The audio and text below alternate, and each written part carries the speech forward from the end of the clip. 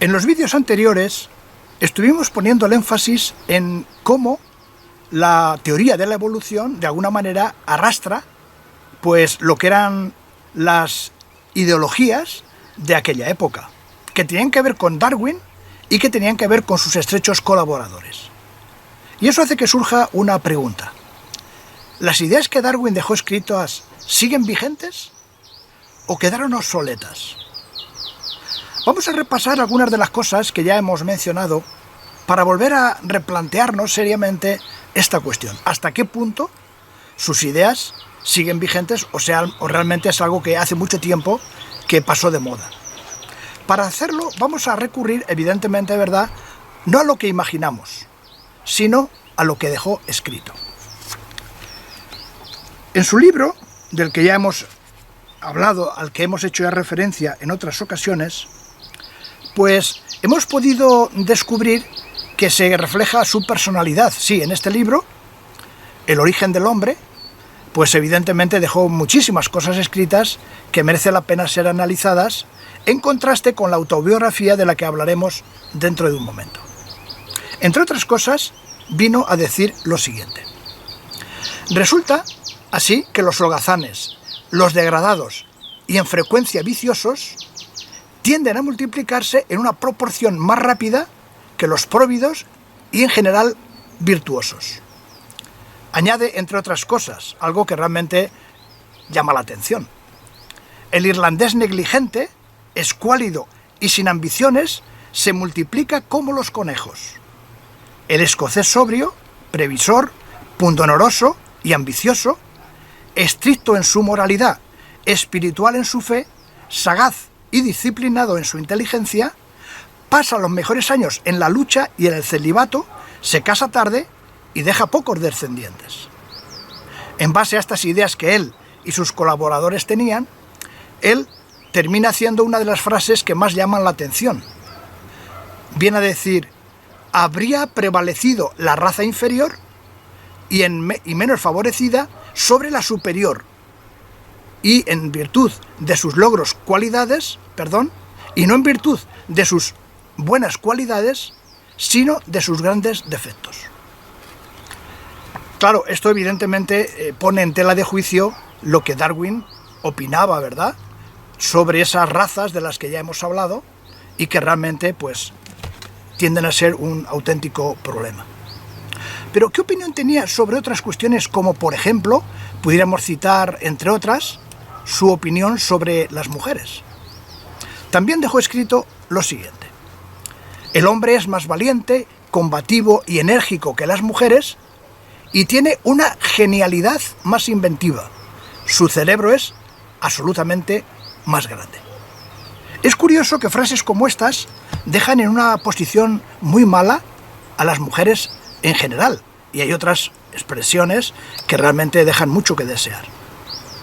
Otra, en este caso no es atribuida a él, pero que sí refleja lo que él y sus colaboradores pensaban, es la de su primo Galton, que dijo algo que realmente es muy significativo. Ya la leímos, pero vamos a poner el énfasis en algo que el otro día prácticamente pasamos desapercibido.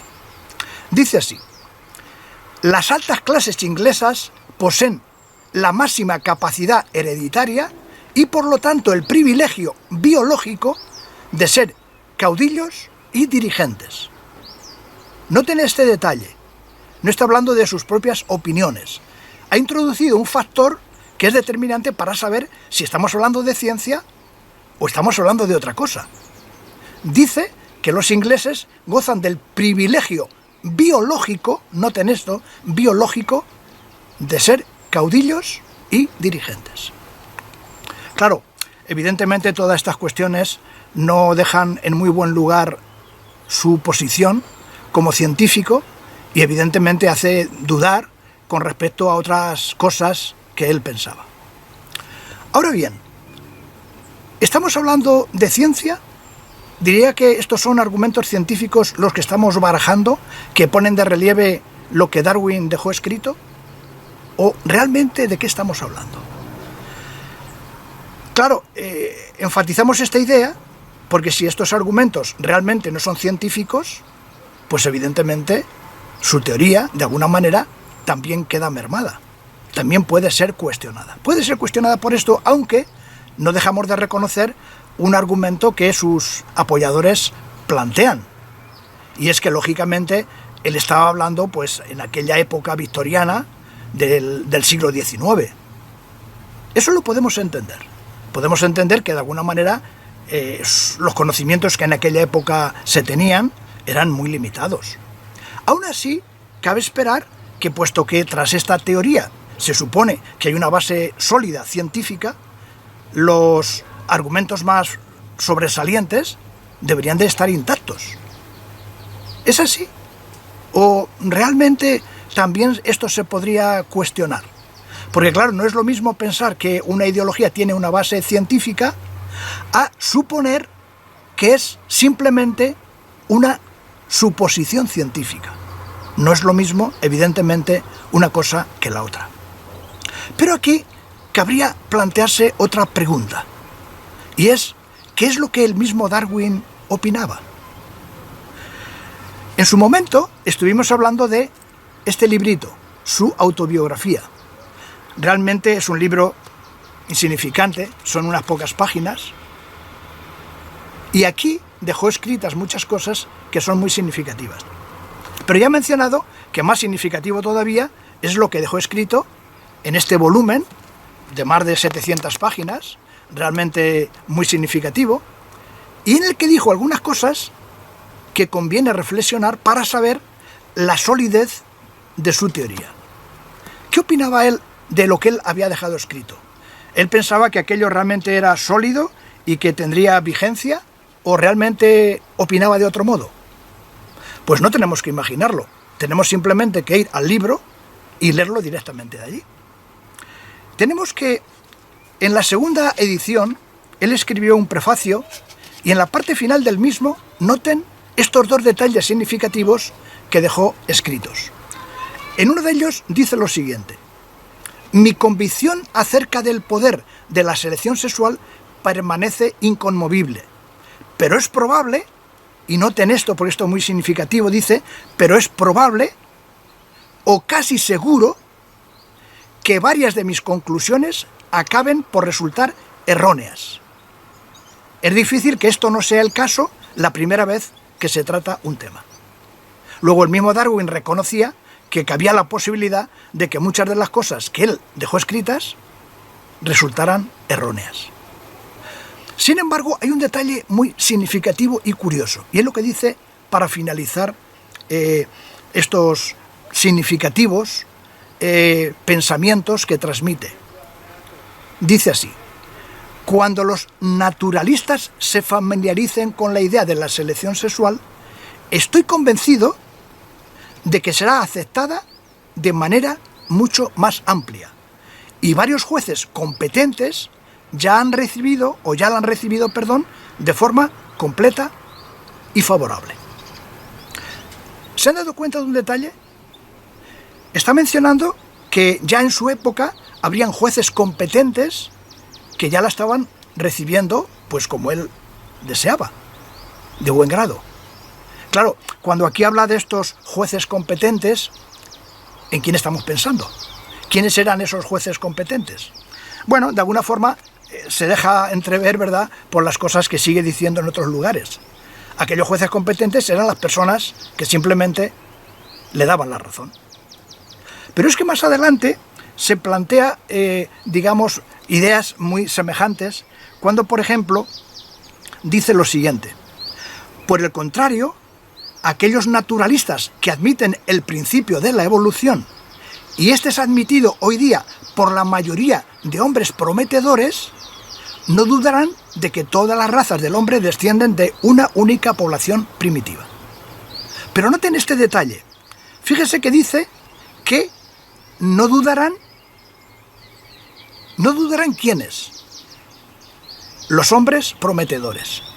Y de nuevo nos encontramos con lo mismo. Cuando él habla de hombres prometedores, cuando él habla de esos jueces que de alguna forma verían con buenos ojos lo que él dejaba escrito, ¿a quién se estaba refiriendo? Pues no es difícil imaginarlo, ¿no? Simplemente estaba pensando en aquellas personas que le darían la razón. Por eso, algo que queda bien patente en esta publicación, en este libro, ¿verdad?, en este libro que realmente es significativo para analizar tanto la teoría como a él mismo, no hay la menor duda. Él ya daba por descontado que habrían hombres prometedores, que habrían jueces sobresalientes, que eran aquellos que compartían sus propias ideas, que eran aquellos que de alguna forma le darían la razón, no solamente en aquel tiempo, sino en el futuro, y él contaba de alguna manera con eso. Claro, esto nos lleva a plantearnos, ¿realmente la solidez de aquellos hombres sobresalientes la siguen manteniendo en nuestros días? Porque cabe la posibilidad de que él tuviera una intuición y supusiera que eso iba a suceder. Pues vamos a tener la oportunidad de comprobarlo. Vamos a tener la oportunidad de saber exactamente qué fue lo que aquellos hombres sobresalientes harían en el futuro para que su idea, aunque él admitía, sin negarlo de ninguna manera, que posiblemente en el futuro todo lo que él había dejado escrito pues fuera obsoleto o fuera erróneo, pero no habría problema. Habrían hombres después que pondrían sus ideas en el lugar que le corresponderían. Lógicamente esto no parece muy científico, ¿verdad?